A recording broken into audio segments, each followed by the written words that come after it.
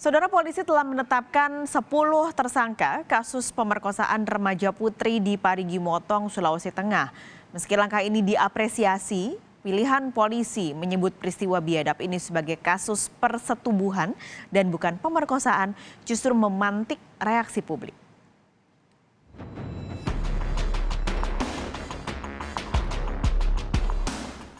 Sudah sepekan ini, publik dikejutkan dengan peristiwa keji yang menimpa remaja putri berusia 15 tahun di Parigi Motong, Sulawesi Tengah.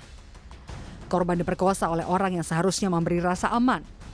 Pelakunya ada yang kepala desa, guru, bahkan seorang yang diduga polisi ikut terlibat. Meski proses hukum sudah berjalan, pilihan opsi menyebut kasus sebagai persetubuhan menuai sorotan. Ini adalah pernyataan Polda Sulawesi Tengah pada Rabu lalu. Sudah jelas dan tegas bahwa tindak pidana ini dilakukan berdiri sendiri-sendiri, tidak dilakukan secara bersama-sama.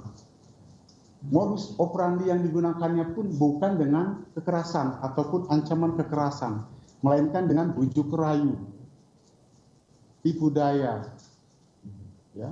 Tadi waktu yang berbeda, TKP yang berbeda. Ada 6 TKP tempat terjadinya kejadian persetubuhan terhadap anak kecil ini. Soal pilihan kata Kapolda, kritik pun meluncur dari pemerhati anak dan pendidikan Retno Listiarti. Sebab sejatinya apa yang terjadi adalah tindak pidana pemerkosaan.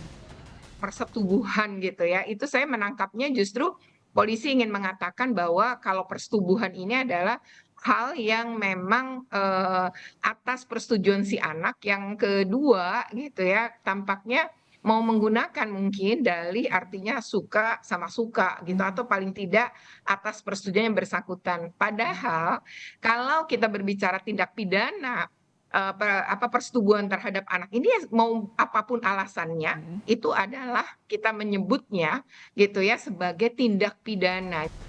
Memang Kapolda Sulawesi Tengah bilang korban dirayu sehingga tidak ada unsur paksaan. Tetapi yang harus jadi perhatian adalah korban yang masih di bawah umur alias anak-anak.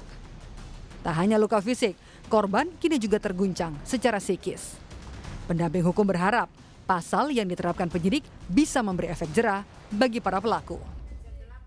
Saat ini korban bisa dikatakan dari sisi psikologi dia sangat sangat terguncang, sangat mengalami tekanan psikologi, kemudian diperparah dengan situasi kesehatan yang terus memburuk dan terus menjalani rangkaian pemeriksaan dan untuk menentukan mengenai spesifik penyakitnya seperti apa dan apakah dari keseluruhan rangkaian kesehatan itu apakah memang akan dilakukan rangkaian operasi.